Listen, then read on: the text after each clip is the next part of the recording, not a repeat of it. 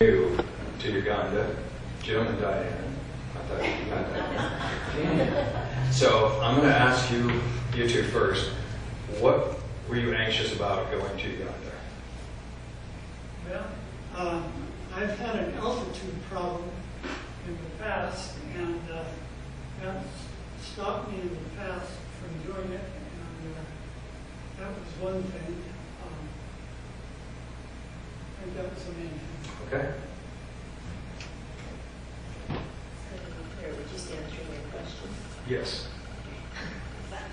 I was anxious because I didn't know what to expect. I asked a lot of questions, but I am accustomed to having things in place and to planning things ahead of time. And so not having it set and knowing exactly what I was going to encounter was a little bit anxious for me. Okay. Any of you three who have been before anxious about anything this time? I was anxious because I was the team lead and not knowing what that actually would encounter. I don't know how to say it, but I don't know how Diane did it for so many years because it's a whole different experience where you don't necessarily get to experience the things you want to, but you get to experience other types of situations. Okay. So you can kind of pass it back and forth. Do you have anything? No, I think partially each team that goes is different, so just knowing what it was like the last time and then knowing that it's not going to be the same. Diane's been a million times, so she's not anxious about anything. Actually, that's pretty much true. I just know how long it takes to get there and how long it takes to get back. I don't especially enjoy that part, but I wasn't anxious. Okay. All right. I did share, we sat in with some high school students and we answered questions they had for us and so forth. And one of the things I mentioned to them was, I'm always anxious when we're out and away from things. If my stomach gets a little anxious, what am I going to do? Where is it just going to be a hole in the ground that I'm going to have to deal with? Is there going to be toilet paper around? So I always carried a roll of toilet paper with me, just in case. But that always frightens me, You laugh, but it's true. It's true. All right. We asked occasionally a question around the table, and I'm going to ask you all to respond. Now, where did you see God in this trip?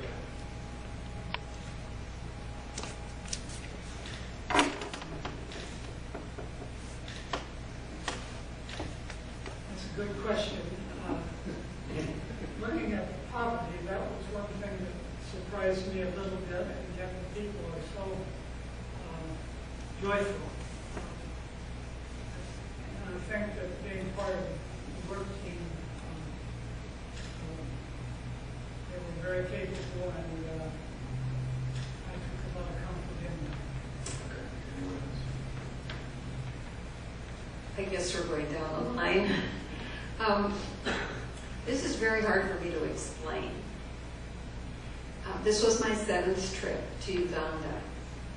And basically, I see God everywhere in Uganda. I almost feel as if, in some ways, it's a second home for me because I now have friends. And I look into the faces of my friends, and I look into the faces of the children, I look into the faces of the elderly, and it is just so clear to me that we are all tied together, that we've been given this beautiful earth to live on, and that somehow we need to reach beyond ourselves, put our hands out to people who are very different from us, and to chart a course for justice and peace. Ditto. Because I too feel this was my 2nd trip, is that now I know that I will go back at some point in time. But we went to devotions at the primary school on a Wednesday morning, and when the children were singing and when they were praising God in a school setting, you could just see on their faces that they truly believed that God would take care of them. That even though they maybe only got one meal a day, and it was the meal at school, they knew that God would take care of them in that way. One of the other team members and I, once we got there, Mercy, one of the Chosen's mom, actually her family lives within a block, basically a block of where we were staying, and one of the other team members and I went over. And as we were rounding the curve to go into their little house, Immaculate, the mother, comes running out of the house and just hugs us to death. You know, it's people like that. It's the friends. It's undescribable. It's almost like when you come home, you're leaving a part of yourself there. And you wonder, next time you go, are they still going to be alive? Are they still going to be there? Because they don't interact like we do. So, you know, you just hope.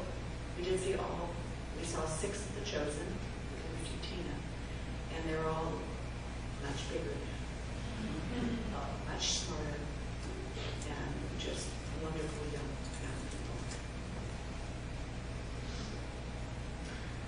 people. I think for me it was a question of where didn't I see God? You could just go on and on with so many moments. A real high point for me was a young man who, as we were preparing to leave, asked if he could pray for us. And his prayer was the most meaningful prayer, the most sincere.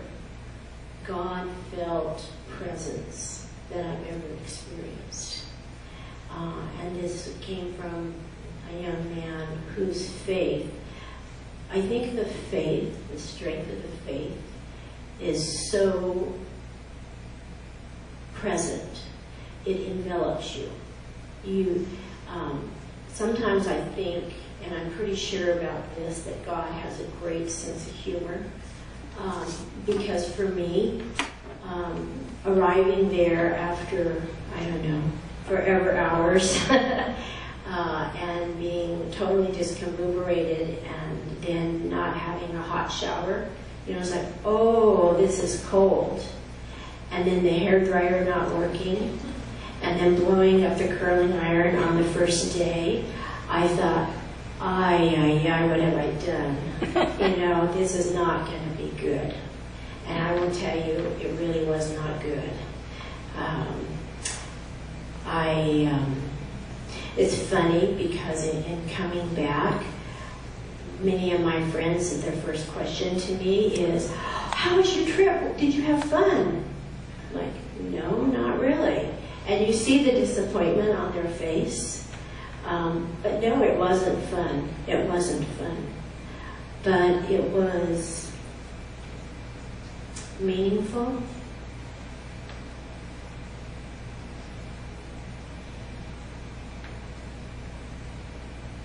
It was life-changing. I have to tell you that I am really haunted by what I experienced. I'm haunted by the contrast between the Ugandan people and the really, really harsh living conditions. And to be so self-absorbed. And you put that, at some point you say, so what? So what? You can't dry your hair. Big whippy deal. And you go out and you still be in relationship with others.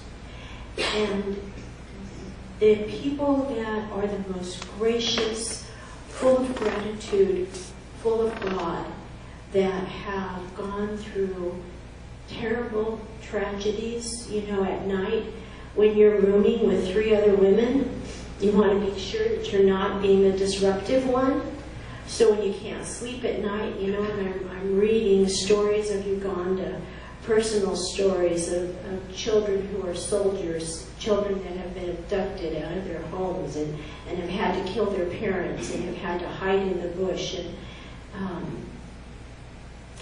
you reflect on that. And yet, in the midst of all of that, they are joyous and they celebrate every life-giving moment. I never heard any bitterness. I never heard any ingratitude. It fills your spirit.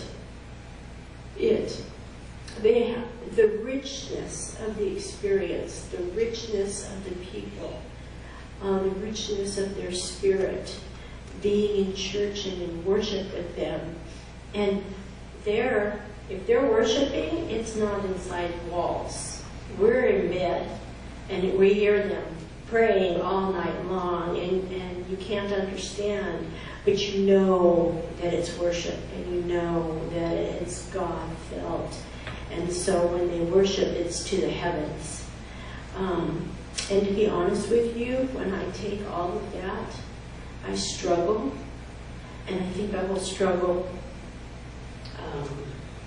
maybe forever, because I look at what we have, and we have so much. I want to get down and crisp the ground, start each day with that gratitude, because we have so much, and yet we spend so much time in negativity, in complaining, in wanting more. And for me, the contrast is just so huge that it's really hard to wrap your head around it. Okay. One thing during the trip, Diane and I became pretty good friends. So here's that. I think for me, when you go, I agree with Diane. The people are so open and thankful for people that come and help them, but we do so little. What we did was so little compared to the need that is there. I had an opportunity that was a little bit different than some people. I have a particular interest in working with people with disabilities, and I met a young man there who works as a volunteer in the village, trying to help people with disabilities who have no services. There's nothing. The government provides nothing for these people. And I got to walk around with him one morning through just a small part of the village and meet some of the children and some of their parents and see the need, and came home with all these things in my head about how could I go back and stay for 6 months and help them do this. But they're so grateful that you just come and talk to them, and that somebody cares, that they need, that there's such need. And I met his family, Duma's family, and his mother, who he gives credit for everything that he does, and all of them just doing their best every single day to take care of each other, to take care of their community. And I too never heard any complaints. People are just trying to do the best they can to do live out God's word. And I would like to be like them. So much more. Okay, one of the things that really impressed me was whenever there was an orphan, or if their parents weren't able to care for a child, someone else would just take them in, and they became part of the family seamlessly. And just that sense of doing that. As we interviewed children, we asked them about their homes and how many people lived there and where they got their water and all that kind of stuff. And I remember one which was not unusual. He said his house, which very small, said it had 2 rooms, including the sitting room, And how many are staying there? We are 7. 7 people in 2 small little rooms. And that was not unusual. So that just sense of taking care of each other, wherever there was somebody in need, they took care of them. So, next question for you is, what were you involved with that was most meaningful for you during the trip? Well, one high spot for me was the dedication of the center. I had the privilege of being the person who would be cutting the ribbon when the center opened. And so I represented Holy Cross in that respect. And they put the ribbon and the scissors for cutting the ribbon was tied with another ribbon. So I went in where the scissors was, and then Nellie, who was the president of the group, pointed out to me that when you cut the ribbon, you aren't going out, you're coming in. Once I got that straightened out. Then the idea was they had a couple hundred in attendance, but the tour of the building was for the VIP people. So these people all had a chance to say a little something. And so as soon as the ribbon was cut, and the rest of the people, for the most part, didn't get to tour the building. Well, now when the ribbon was cut, they had a musical group there with singers, dancers, and drum players.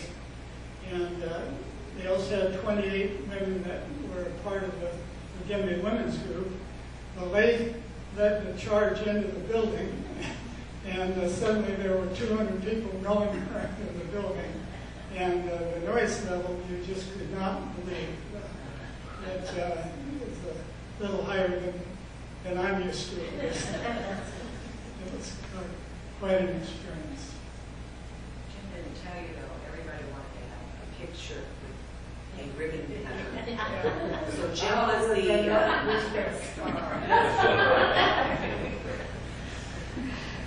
Oh golly, highlights are hard for me because I don't my mind doesn't tend to work that way. There were so many highlights. Every day was a highlight. But I also will tell you something about the grand opening. John and I were invited to say a few words along with the political speeches and the things that happened. It was a wonderful event. You would not believe the dancing. But anyway, when I was introduced, as the speakers approached this kind of open area where we stood to make our remarks, I did something. The women of Uganda, when they dance, kind of go. Well, I danced my way up, and I was joined by the Buganda women. And for an interlude there, we were all out there dancing, and I can't tell you how that made me feel inside, because it made me feel as if I truly was part of this group.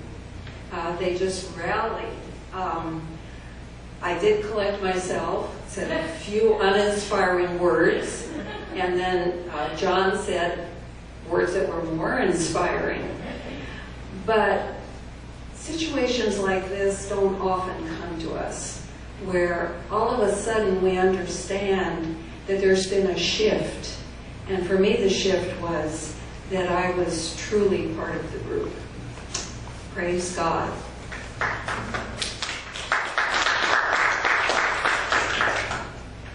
Again, my experience this time was much different than I experienced last year. I was not able to be as involved in any of the items, the projects, because of the administrative duties that I had. Lori did a great job.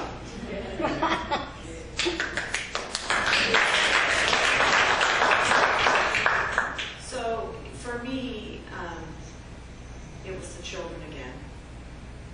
It was seeing the chosen, seeing how they had getting to